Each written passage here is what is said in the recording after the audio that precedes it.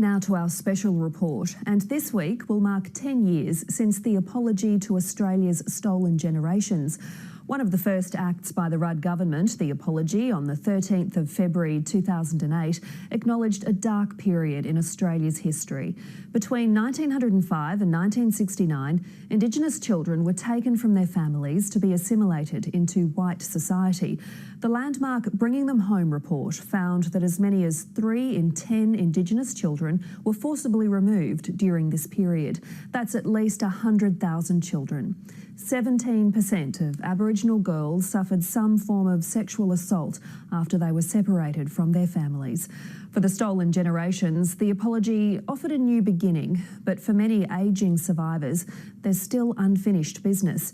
Indigenous Affairs correspondent Bridget Brennan travelled to southwest New South Wales to visit the notorious Cootamundra Girls Training Home. To the mothers and the fathers, the brothers and the sisters, for the breaking up of families and communities, we say sorry. For him to say sorry, it was like someone believes us. It was the word that best friends Faye Mosley and Doreen Webster had waited to hear all their lives. We had one man, one Prime Minister of all the Prime Ministers, get up and say sorry to us. It was like a weight lifted off me. Faye Mosley and her siblings were picked up by welfare officers on their way to primary school in 1956. My dad was a good dad. A year before, authorities had written that her father was a man of good character. So, Faye, this is from the Aborigines Welfare Board. What does this say about your dad? He got an honourable discharge from the Army. I can't understand why we were taken. Faye's friend Doreen Webster was taken from her parents in Wilcannia in far western New South Wales at the age of 8. I hated my mother after that, and I thought, why are you letting them take us away, you know? Why? After they were taken from their families, the stolen girls were sent by train to Cootamundra. They arrived in this town with no idea of the horrors that awaited them.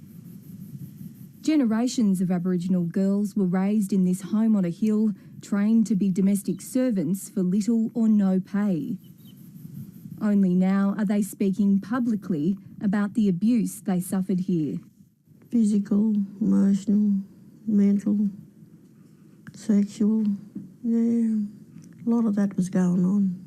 And we never ever talked to one another about it. There was a lot of abuse from staff, and some of that was sexual too, so a lot of the girls were subject to that, and it still is difficult. Doreen Webster has made a rare return to the scene of her childhood trauma. Is it difficult for you to come back here? It used to be, like I'm still coming to terms with it, but I don't feel anything today. I feel like I've conquered it, you know, and I've got to move on. Moving on was the promise of the national apology in 2008. A future where this Parliament resolves that the injustices of the past must never, never happen again. To the Girls' Memorial Garden, I love that. Now more than 17,000 Aboriginal and Torres Strait Islander children are living in out-of-home care. They have to stop taking our kids. You know, they build jails and more jails. They're opening up a jail out here. And the first inmates are always Aboriginal people. And this is the impact of what the stolen generation has done to us. The landmark Bringing Them Home inquiry, delivered in 1997, found that many stolen children were victims of gross violations of human rights. Compensation has been paid in some states, but for 2 decades, the Commonwealth has resisted funding a national scheme. And that angers survivors of the stolen generations. They sit there, Liberal and Labor. I blame the both of them. And they don't do a thing. We just wanted to get home so badly. This week, the women will go to Canberra, joining other ageing survivors of the stolen generations. We're still fighting for our rights. Theirs is a fight that's been strengthened by 6 decades of friendship. Bridget Brennan, ABC News. Indigenous elders from across Queensland have also come together to commemorate 10 years since the apology. Members of Parliament and Indigenous elders laid wreaths at the site of a former orphanage for Indigenous girls who were taken from their families. Victims of the stolen generations shared their stories of losing touch with their loved ones and thanked former Prime Minister Kevin Rudd for making the national apology. Mr Rudd says the apology seemed politically difficult at the time. In the same way, closing the gap seems difficult now. Closing the gap is possible. It can be done. It requires continuity of political resolve, continuity of policy resolve and continuity of funding resolve.